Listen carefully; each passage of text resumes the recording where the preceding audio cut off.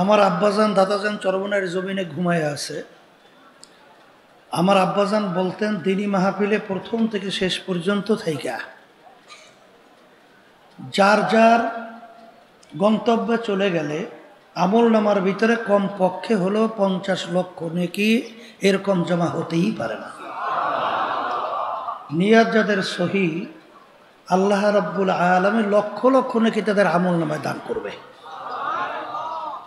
ব্যক্তি বিশেষ নেকির কিন্তু পার্থক্য আছে।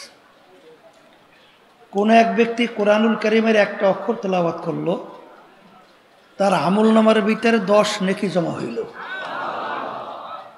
আর এক ব্যক্তি ওই একই অক্ষর তেলাওয়াত করলো, তার আমল নামার ভিতরে 10 থেকে নেকি বাড়তে বাড়তে 700 নেকি জমা হয়। এরপরে আল্লাহ রাব্বুল আলামিন কোরআনুল কারীমের ভিতরে বলছেন, আল্লাহু ইউদাইফু লিমান ইয়াশা। আল্লাহ যাকে ইচ্ছা করেন, কোনো হিসাব নাই, কোনো গণনা নাই, কোনো সংখ্যা নাই, বে হিসাবে আল্লাহ রাব্বুল আলামিন আমল নামায় নেকি দান করে। এই যে নেকি বাড়ে এবং কমে, এইটা কিসের উপরে ভিত্তি করিয়া? যে পীর এই লক্ষ্যের উপরে ভিত্তি করিয়া? মুহাদ্দিস, মুফতি, শাইখুল হাদিস, এমপি, মিনিস্টার, মন্ত্রী, বড় বংশের, বড় শিক্ষিত না। এই নেকির পরিমাণ বাড়ে ঈমানের উপরে ভিত্তি করিয়া। যার ঈমান যত মজবুত, তার নেকির পরিমাণ তত বাড়ে। ওমর ফারুক রাদিয়াল্লাহু তাআলা আনহু, আপনারা জানেন যে যখন আয়াত শরীফ তেলাওয়াত আয়াত নাজেল হলো যে আল্লাহ রাব্বুল আলামিন তার গুনাহগার বান্দাবান্দিরা যদি খালেস তাওবা করে আল্লাহর কাছে মাপ চায়, আল্লাহ শুধু গুনাহ মাফ করবেন তাই না, ওই পিছনের গুনাহকে আল্লাহ নেকের দ্বারা পরিবর্তন করে দেবে। এই কথা শোনার পরে আবু বকর সিদ্দিক রাদিয়াল্লাহু তাআলা আনহু, তিনি তো পেরেশানির ভিতরে পড়ে গেছেন যে তাইলে তো আমার সে ওমর, তার নেকি বাইরে গেছে। বলে তা কেন? ওমর তো যখন দিনের বুঝ পায় নাই, তখন তোর দুষ্টামি ছিল আমার সে বেশি, তা গুনাহ বেশি হয়েছে না? এখন গুনাহ যদি নেকে পরিণত হয়, তাহলে নেকির পরিমাণ আমার সে বেরিয়ে গেছে। যাইয়া বলতেছে, ভাই ওমর, তোমার তো কিসমত ভালো, তোমার তো নেকির পরিমাণ অনেক বাইরে গেছে।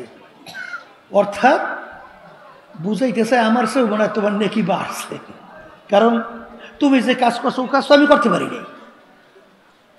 ওমর রাদিয়াল্লাহু তাআলা বলতেছেন, ভাই আবু বকর, মাশাআল্লাহ, খুশি হয়েছি, তবে আমার জীবনের সব নেকি আপনাকে আমি দিয়ে দেব যদি এক রাত্রের নেকি আমাকে দেন। কয় রাত্রে? এক রাত্রের নেকি। আবু বকর সিদ্দিক রাদিয়াল্লাহু তাআলা আশ্চর্য হয়ে গেল, ভাই ওমর কি বলতেছ? জীবনে সব নেকি দেবা, আর এক রাত্রের নেকির বিনিময়? কোন রাত্রি? বলে যেই রাতে আল্লাহ রাসূল সাল্লাল্লাহু আলাইহি ওয়াসাল্লাম সহ মক্কা থেকে হিজরত করে কোথায় গেছিলেন? মদিনা শরীফ। ওই রাত্রে যে গুহায় রাত্রি যাপন করছিলেন, ওই রাত্রের নেকি যদি আমাকে দিতে পারে, আমার জীবনে সব নেকি দিয়ে দেব। এখন আবু বকর সিদ্দিক রাদিয়াল্লাহু তাআলা আনহু চিন্তা করলেন, ব্যাপার কি, ওই রাত্রের নেকি কত, জীবনে সব নেকি পরিবর্তন। কল ভাই একটু বুঝছে লই, কি করবে?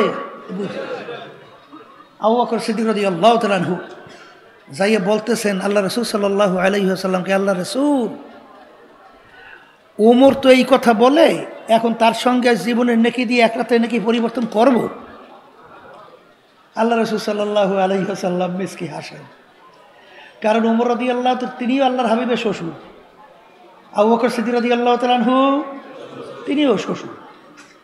এখন কাকে ঠগায় কাকে জিতে?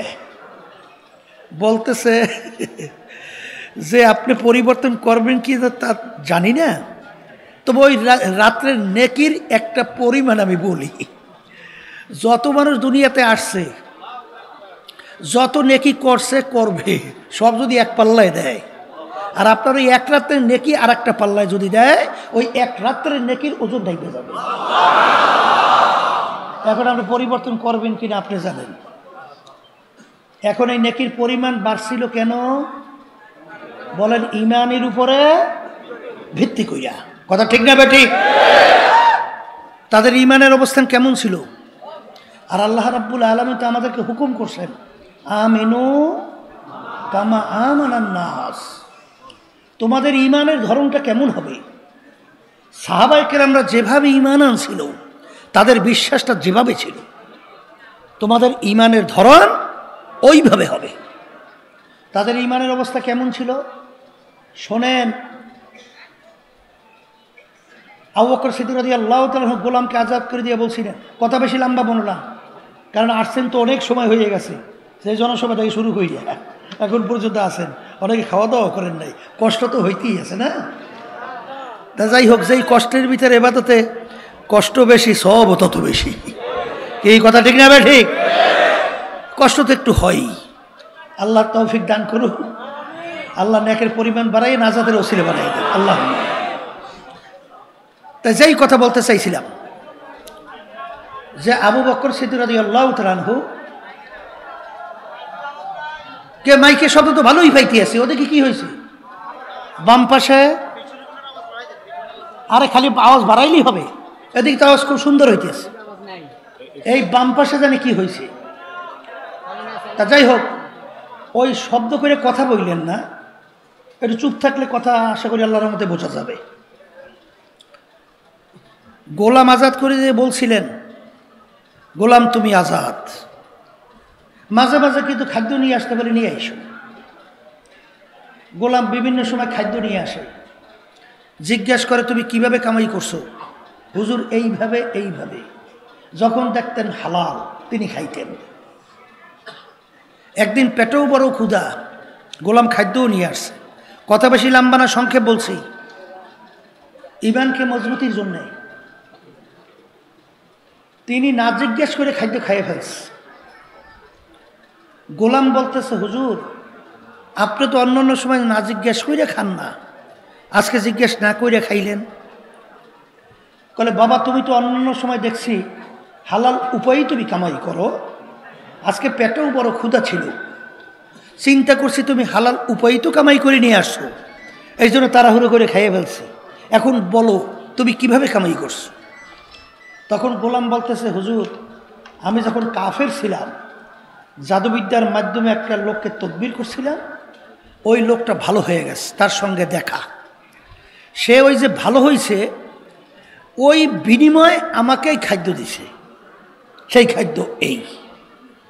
তখন আবু বকর সিদ্দিক রাদিয়াল্লাহু তাআলা বলেন, ভাই তুমি তো আমাকে সর্বনাশ করছো, জাদুবিদ্যার মাধ্যমে তদবির করা কামাই সম্পূর্ণ হারাম, তুমি তো আমাকে হারাম খাওয়াইছো। এই কথা বইলে তিনি গলার ভিতরে আঙ্গুল দেওয়া শুরু করছে। পেটেও ক্ষুধা, বলতে গেলে পাকস্থলীতে খাইতে চলে গেছে।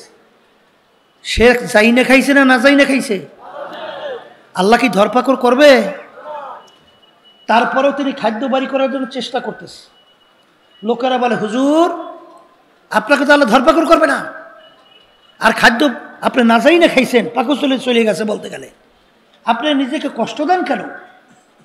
তিনি বলতেছেন, ইমানের অবস্থান শোনেন, তিনি বলতেছেন, হে আমার সাথীরা, আল্লাহ রসুল সাল্লাল্লাহু আলাইহি ওয়াসাল্লাম বলছেন, যেই হারাম মালের দ্বারা রক্ত এবং গোশত তৈরি হবে, তার জায়গা জাহান্নাম ছাড়া হবে না, তার জায়গা জাহান্নাম ছাড়া হবে না।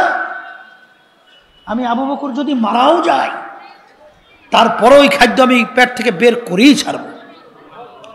তখন লোকেরা বলে, হুজুর পেট ভইরে পানি খান, গলায় আঙ্গুল দিলে বমি হবে, বমির সঙ্গে খাদ্য বের হয়ে আসবে। তিনি পেট ভরে পানি খেয়ে যখন গলায় আঙ্গুল দিল, বমি হয়ে গেল, খাদ্য বের হয়ে গেল, তিনি বলেন আলহামদুলিল্লাহ। এই ছিল তাদের ঈমানের অবস্থা।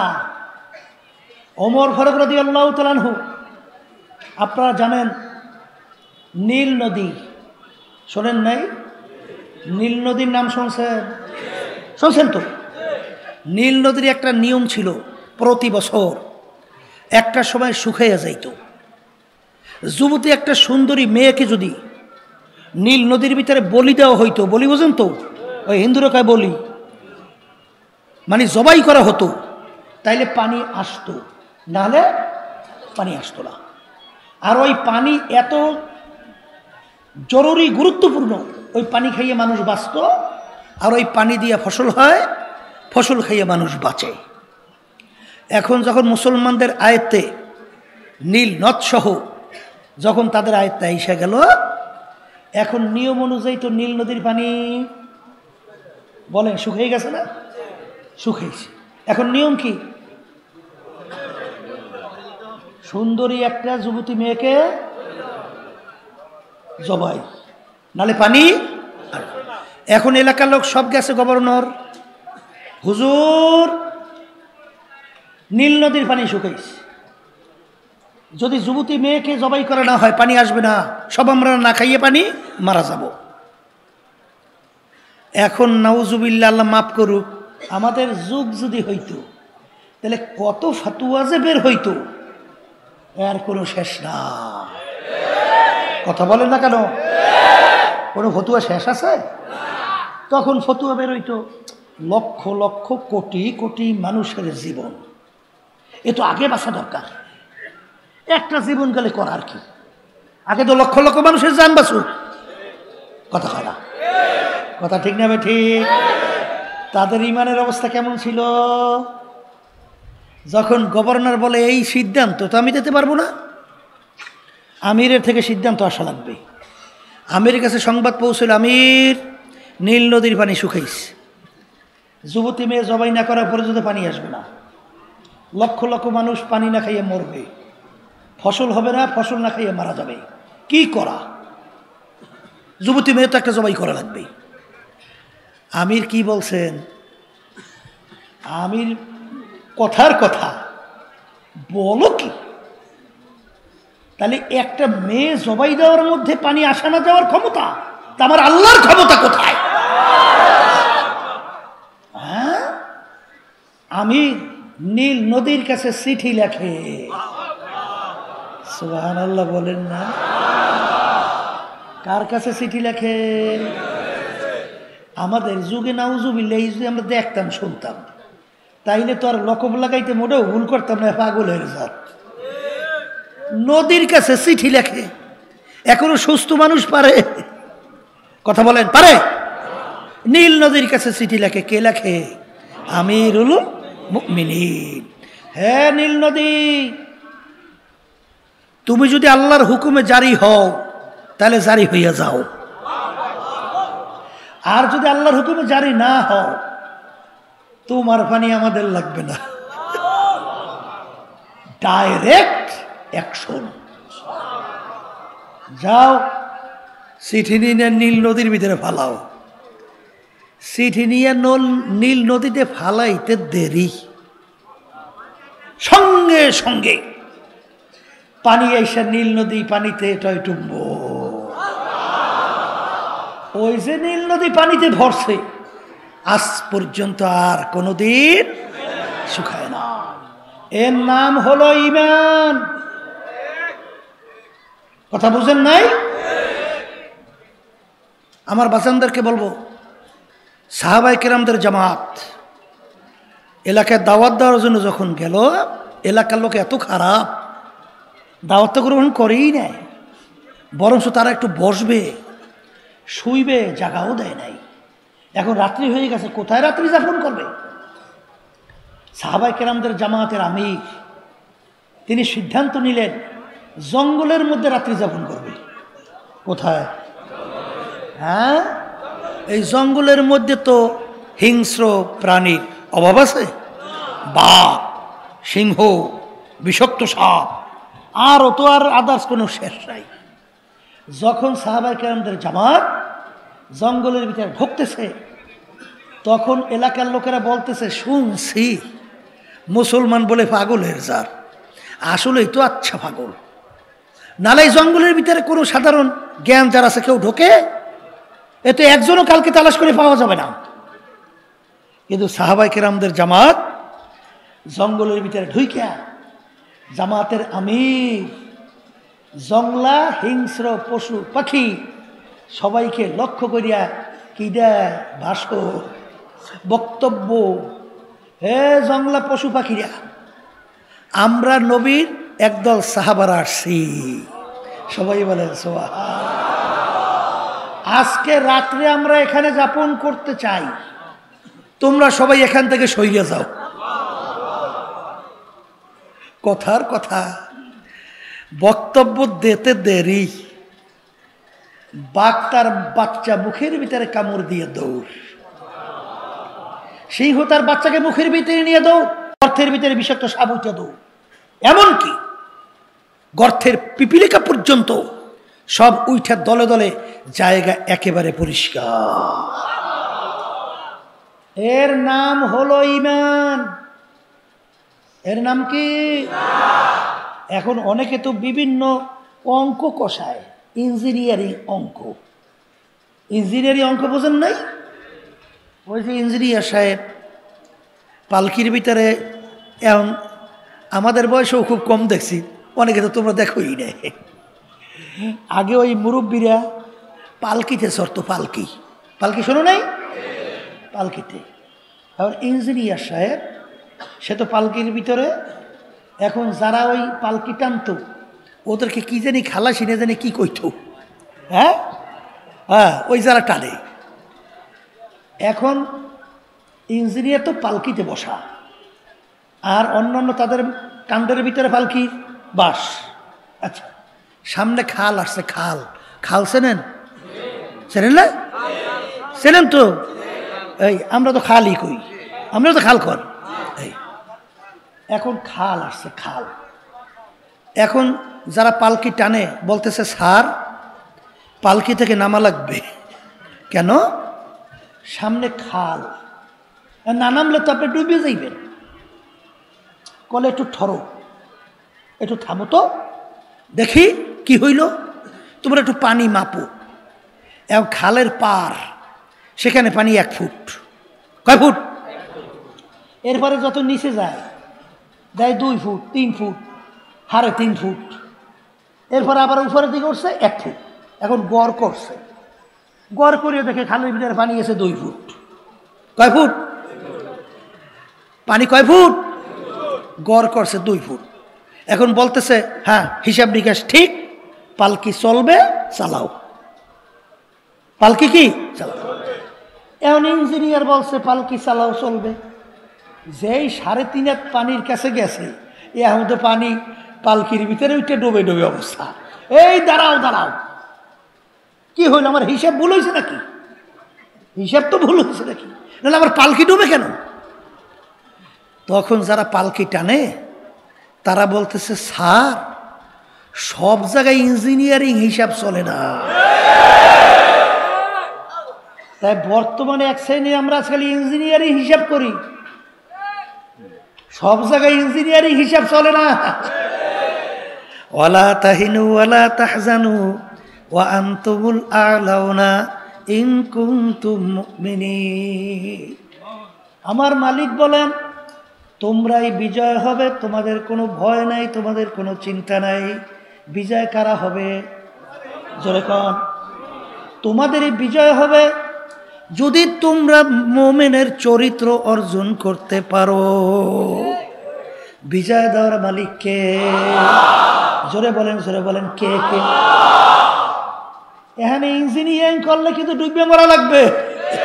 জোরে বলে কথা ঠিক না বেঠি? এই জন্য আমার ভাইদেরকে বলবো, পর্দা আলে মা বোনরা যারা শুনতেছেন, ইউসুফ নবী আলাইহিস সালাতু ওয়াস সালাম, তাকে বিবি জুলাইখা 7 দরজার ভিতরে তালা মারি আটকাইছে না? দরজা কয়টা? তালা মারছে কয়টা? দুনিয়ার কোনো নিয়মে বের হওয়ার কোনো যুক্তি নাই। দরজাও 7টা, তালাও 7টা। জুলাইখা বলে, ইউসুফ আমার কথা এখন মানা লাগবে। ইউসুফ আলাইহিস সালাতু ওয়াস সালাম চিন্তাও করে নাই কিভাবে বের হব। দুনিয়ার কোনো যুক্তি তো এখানে চলবে না। আল্লাহর উপরে তাওয়াক্কুল কইরা নবী যখন দৌড় মারলেন, 7টা দরজার ভিতরে তালা আমার মালিক টাস টাস করিয়া খুইলা দিছে। নবী বের হইয়া চলে গেছে, আটকেই রাখতে পারে নাই। পারছে? মুসা আলাইহিস সালাতু ওয়াস সালাম ফেরাউন দলবল সহ যখন তারাইয়া তাকে আসলো দৌড়িয়া তাদের উপর আক্রমণ করবে, সামনে নদী, সামনে কোন নদী? নীল নদী বাজছে। মালিক এখন কি পালা? সামনে তো নদী, পিছন থেকে শত্রু আসতেছে, আমাদেরকে তো সব একসঙ্গে সব শেষ। কি করব কি করব? ও মুসা চিন্তা নাই, তোমার হাতের মধ্যে ওঠা কি মালিক? লাঠি। লাঠি দিয়া পানির উপরে বাড়ি দাও। বাড়ি দেওয়ার সঙ্গে সঙ্গে রাস্তা বহুত হয়ে গেল। এখন যাও, দল বললে যাও যাও যাও যাও, করে যাও। কে পার করে? আর একটু আসতে কর না, কে পার করে? এই জন্য আমার ভাইদেরকে বলবো, পর্দা আলে মা বোনদেরকে বলবো, আমি প্রথম যে আপনাদের সামনে আয়াত শরীফ তেলাওয়াত করছি, আমার মালিক বলছেন ইমানদারেরা। কাদেরকে সম্বোধন করছে? বলেন বলেন। এই ইমানদার কারা? হাদিসের ভিতরে আসছে অনেক মুসল্লি নামাজ পড়ে কিন্তু ওদের ভিতরে ঈমান নাই। আল্লাহ রাব্বুল আলামিন কোরআনুল কারীমের ভিতরে বলেন ফাওয়াইলুল লিল মুসাল্লিন, নামাজি ওর জন্য জাহান্নাম। কথা ঠিক না বেঠিক? তাহলে ঈমানকে আগে মজবুত করতে হবে, নির্ভেজাল করতে হবে। আল্লাহ রাসূল সাল্লাল্লাহু আলাইহি ওয়াসাল্লাম বলেন আখলিস দীনাকা ইয়াকফিকা আল আমালুল কলিল। তোমাদের ঈমানকে যদি তোমরা নির্ভেজাল করতে পারো, অল্প আমলি তোমাদের নাজাতের জন্য যথেষ্ট। কি জোরে বলেন? কথা ঠিক না বেঠিক? এই জন্য ঈমানকে মজবুত করা লাগবে। এক শ্রেণী আমার বাজানরা আছে, আল্লাহ কোরআনুল কারীমের ভিতরে বলে ওয়াজতানিবুত তাগুত, তোমরা তাগুত থেকে পরহেজ করো, তাগুত থেকে বাইসে থাকো। এই তাগুতকে বাদ দাও। তাগুত কাকে বলে? এই মানব রচিত তন্ত্র মন্ত্র কুফরি, এটা তাগুতের ভিতরে একটা বড় তাগুত। কথা কয় না? এক শ্রেণীর মনে করে নামাজও পড়ে, রোজাও রাখে, হজও করে, যাকাতও আদায় করে, তাহাজ্জুদের নামাজও অনেকাংশে কম পড়ে না, তাসবিহ নিয়ে জিকিরও করে, কিন্তু তারা এই তাগুতের সাথে জড়াইয়া মসজিদে যাইয়া সেজদা দিয়া আল্লাহকে খুশি করতে চায়। জোরে বলেন। এক শ্রেণী আমার বাজানরা মসজিদে যায়, রুকুর ভিতরে যাইয়া সুবহান রাব্বিয়াল আযীম তাসবিহ আদায় করে। কাকে খুশি করে? একটু জোরে মুখ খুলে বলেন। আবার সেজদার ভিতরে যাইয়া সুবহান রাব্বিয়াল আলা, কাকে খুশি করে? আবার বাহিরে নাইমা স্লোগান দেয় আমার নেতার চরিত্র ফুলের মতো পবিত্র, নামাজ পড়ে না এক ওয়াক্ত। ভুল কইছি মনে হয়? হ্যাঁ, শুধু শোনেন, এক শ্রেণী বর্তমানে আমার মতো আলেমরাও বাইরেছে, একটু যদি কোনো কায়দা দান খয়রাত করে, ওদিকে তো আল্লাহ এবং আল্লাহ রসুলের বিরুদ্ধে যত আইন আছে, যত জুলুম আছে, যত মিথ্যাচার আছে, যত ঘুষ আছে, যত সুদ আছে, যা কিছু আছে সব একটাও বাদ নেই। এখন একটু সহযোগিতা করছে, তার প্রশংসায় পঞ্চমুখ। হাদিসের ভিতরে আসছে আল্লাহ রসুল সাল্লাল্লাহু আলাইহি ওয়াসাল্লাম বলেন ফাসিকদের যখন প্রশংসা করা হয় আমার মালিকের আরশ থরথর করে কাঁপতে থাকে। আমার কথা না, আল্লাহ রসুল সাল্লাল্লাহু আলাইহি ওয়াসাল্লাম বলছেন, আমি শুনাইতেছি মিয়া। হ্যাঁ, এক শ্রেণী বেরোইছে মসজিদে যে আল্লাহকে খুশি করে, বাহিরে নাইমিয়া দুনিয়াদার, ইসলাম বিদ্বেষী, আল্লাহ আল্লাহ রসুল বিদ্বেষী, মুসলমান বিদ্বেষী চক্রদের সাথে জড়াইয়া আবার মসজিদে যাইয়া আল্লাহকে খুশি করে। আছে না নাই? এই আল্লাহ রাসূল সাল্লাল্লাহু আলাইহি ওয়াসাল্লাম কি বলছেন? দুনিয়া এবং আখিরাতের সম্পর্কটা কি? আল্লাহ রসুল বলেন কাজুরতাই, 203 মতো। কির মতো? বলেন, মুখ খুলে বলেন। এই আল্লাহর বান্দার, আপনাদের এলাকায় একটু তালাশ করে দেখবেন, কোন স্বামী যদি তার 2জন স্ত্রী থাকে, 2জন স্ত্রীকে একসঙ্গে কিন্তু খুশি রাখতে পারে না? পারে? একজন খুশি হইলে আরেকজন বেজার। ঠিক আল্লাহ রাসূল সাল্লাল্লাহু আলাইহি ওয়াসাল্লাম বলেন, দুনিয়া এবং আখিরাতের সম্পর্ক কাজুররাতাইন, 203 মতো। 203 একত্রে যেভাবে খুশি রাখা যায় না, এভাবে দুনিয়া এবং আখিরাতকে একত্রে খুশি রাখা যায় না। আমি বলছি না, আল্লাহ রাসূল সাল্লাল্লাহু আলাইহি ওয়াসাল্লাম বলছেন? মুখ খুলে বলেন, কে বলছে? আবার জোরে বলে, কে বলছে? হ্যাঁ, এটা বিশ্বাস করা লাগবে না? এর নাম হলো ঈমান। এর নাম কি? তাহলে ঈমানকে নির্ভেজাল করা লাগবে। কি করা লাগবে? আবার জোরে কোন। এই হাদিসের ভিতরে আছে, মান ক্বালা লা ইলাহা ইল্লাল্লাহ হাক্কান ফাদাখালাল জান্নাহ। যে কালিমা তার হক আদায় কইরা পড়বে, সে বেহেশতের ভিতরে ঢুকবে। কালিমার হক কি?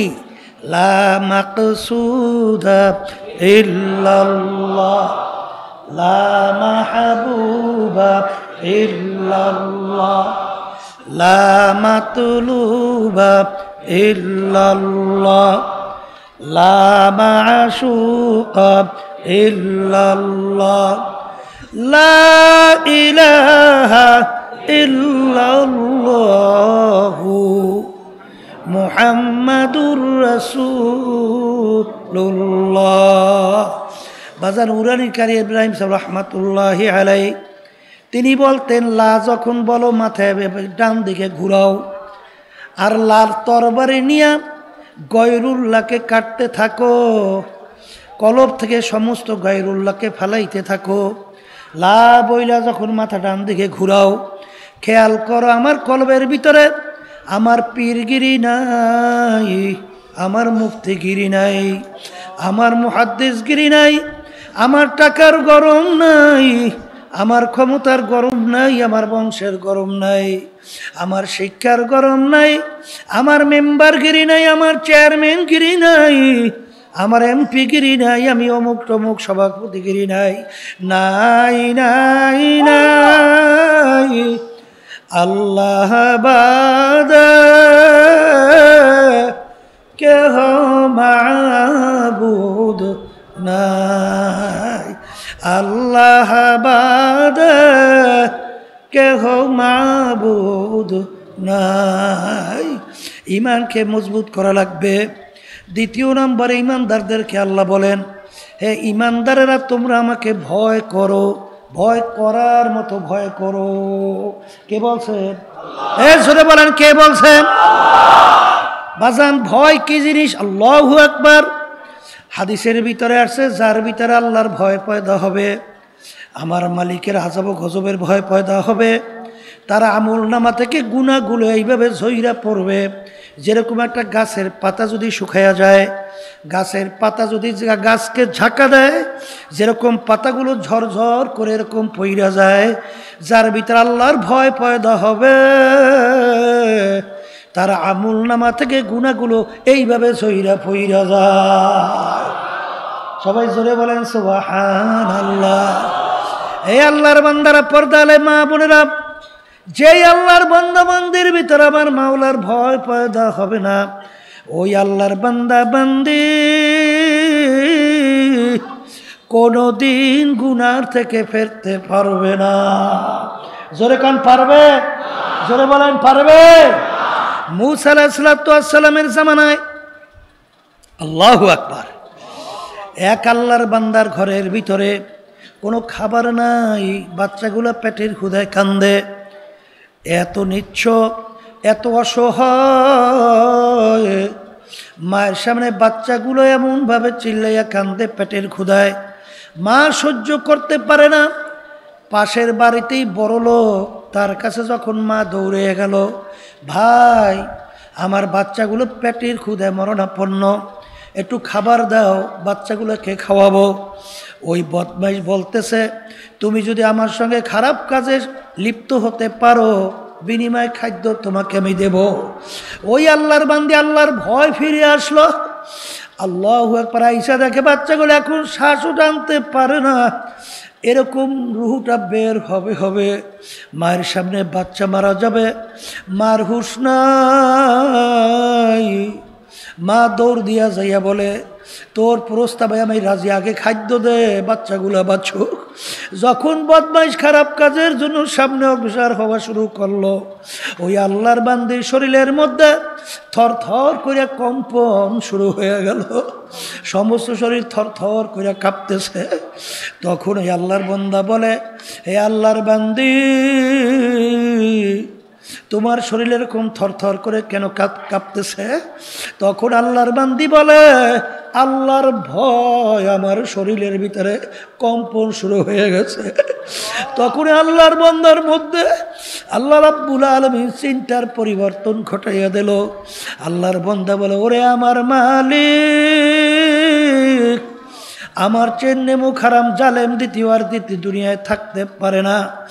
আরে তুমি মালিক, আমাকে এত সম্পদ দান করছো, আমাকে এত সম্মান দান করছো, তোমার এই বান্দী এত অসহায়, বাচ্চাগুলো মারা যায়, এই অবস্থায় তোমার ভয় তার শরীর কাঁপে, আর আমার তো একটু দিলের ভিতরে একটু কষ্টও লাগে নাই, কাঁপলো না। এই কথা বইলে আল্লাহর ভয় সে গুনার থেকে ফিরে আসলো।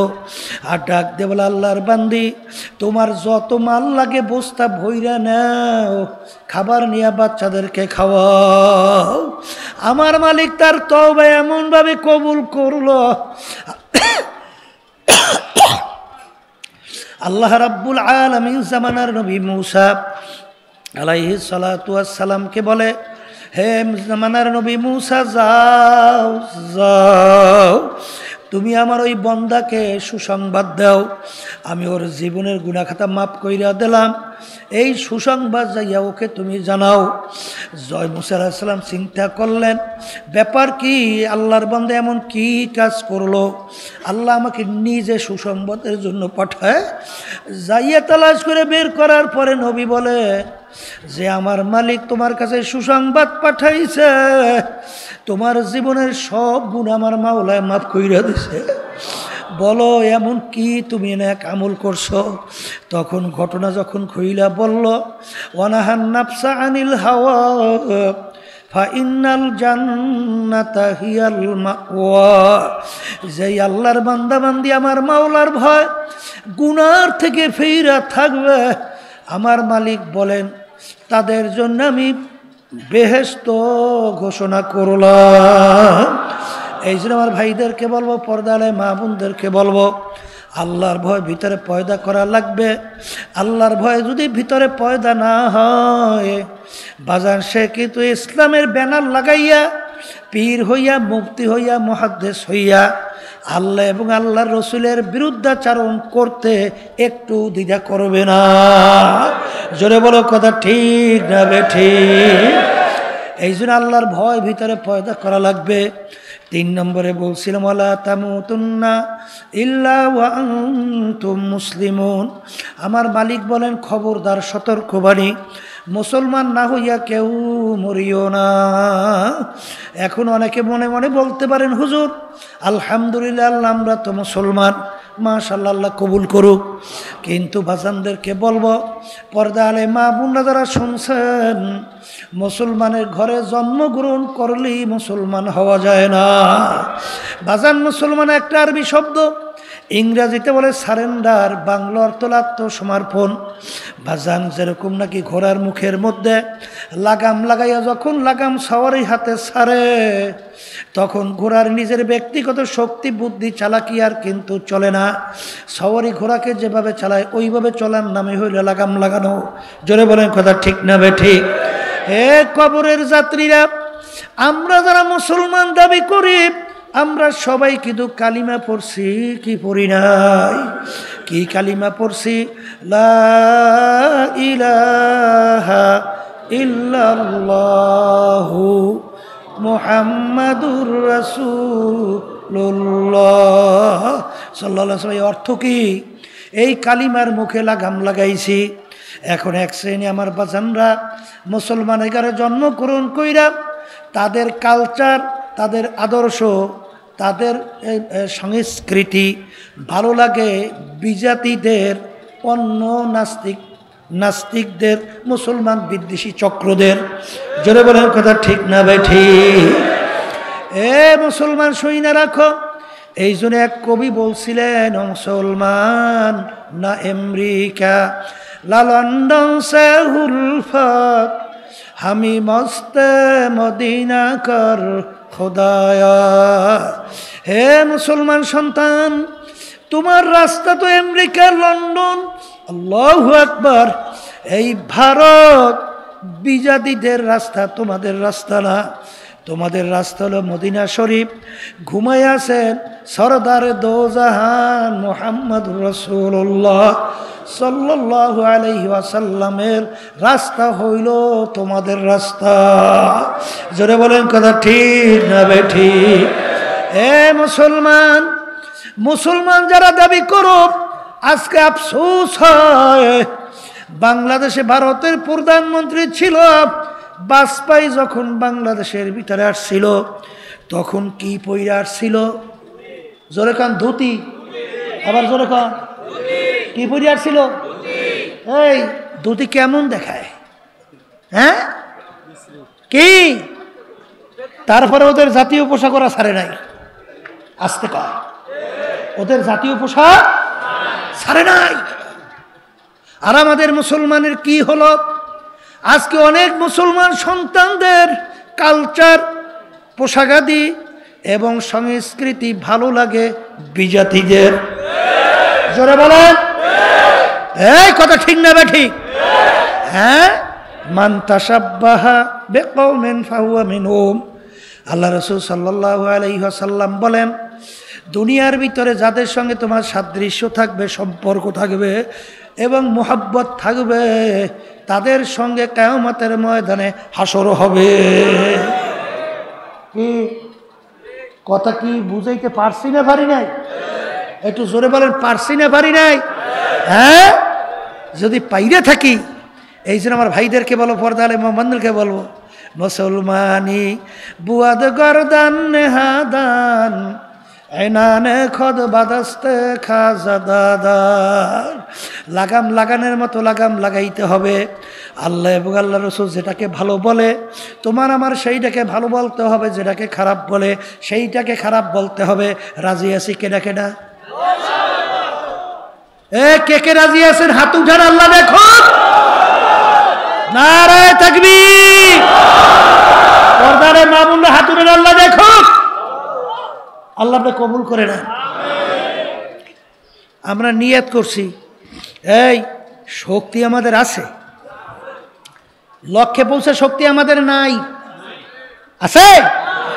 যেমন নাকি ছোট বাচ্চা মায়ের দুধ পান করে, ওই বাচ্চা টাইনে জোর করে মাকে দুধ খাওয়ার শক্তি বাচ্চার আছে? হ্যাঁ, পারে পারে পারে। এই কিন্তু বাচ্চার যখন দুধের সময় হয়, ওর যখন দুধ খাইতে মন চায়, অস্ত্র কিন্তু একটা আছে। কি অস্ত্র? ওয়া ওয়া কইরা কান্না শুরু করে। বাচ্চার কান্না শোনার পরে মায়ের কাজ হাতের থেকে ঠাস কইরা পইরা যায়। মা সহ্য করতে পারে না, মা দৌড় দিয়ে বাচ্চাকে ধরে, দেখে বাচ্চার তামাম গায়ে পায়খানা প্রস্রাবে ভরা। কি থাকতে পারে না? পায়খানা প্রস্রাবে ভরা থাকতে পারে না?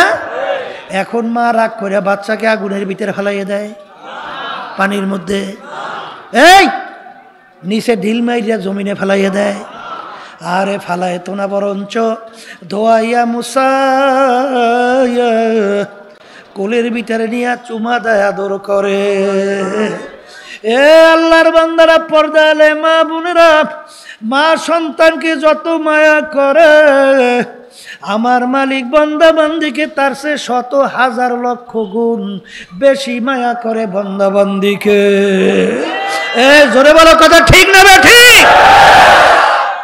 বান্দা এমন কোনো গুনাহ নাই বলতে গেলে করে নাই, মৌতের কথা মনে পড়লো, কবরের কথা মনে পড়লো, জাহান্নামের কথা মনে পড়লো, বান্দা চিন্তা করলো তওবা করতে হবে, কবরে যাওয়া লাগবে, আলেমের কাছে যাওয়া লাগবে, তার কথা অনুযায়ী চলা লাগবে।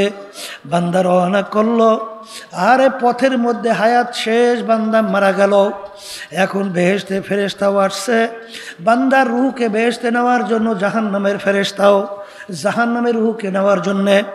জাহান্নামের ফেরেশতা বলে, বান্দা তো এখনো তওবা করে নাই, রূহ আমরা পাবো।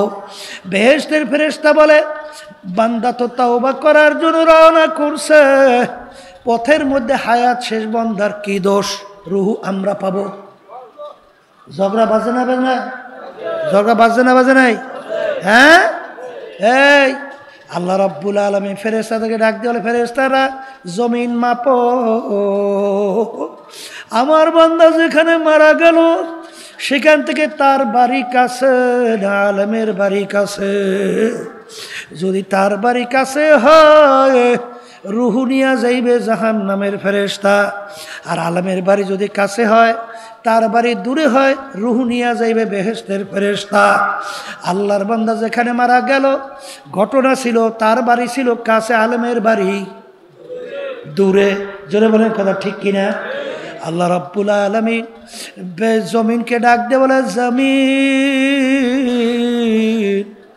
আমার বান্দার জন্য আলেমের বাড়ি কাছে হইয়া যা। আমার মালিকের কুদরতি হুকুম, সঙ্গে সঙ্গে জমিন মাইপা দেখে আল্লাহর বান্দা যেখানে মারা গেল সেখান থেকে আলেমের বাড়ি কাছে, তার রূহ নিয়ে গেল বেহেশতের ফেরেশতা।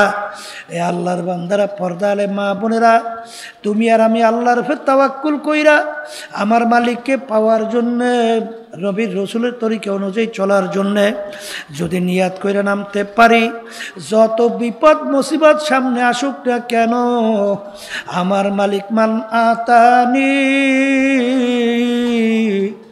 ইয়ামশি আতাইতুহু হারওয়ালা, বান্দা বান্দি আমার মালিককে পাওয়ার জন্য হাইটা রওনা করবে, আমার মালিকের রহমত দৌড় দিয়া যাইয়া, আমার মালিকটাই না তার কুদরতে কোলে জাগা না দিয়া পারবে না। এই জন্য আমার ভাইদেরকে বলো, পর্দা আলে মা বোনদেরকে বলবো, ঈমানকে মজবুত করি, আল্লাহর ভয় ভিতরে পয়দা করি, মুসলমান হইয়া তারপর দুনিয়ার থেকে বিদায় নিয়ে কবরে যাওয়ার জন্য আল্লাহর ফজলে নিয়াত কইরা চেষ্টা করি। আল্লাহুম্মা আমিন। হে ঘরের মেয়ে লোকেরা হাত উঠাও, গুনার কথা মনে করো।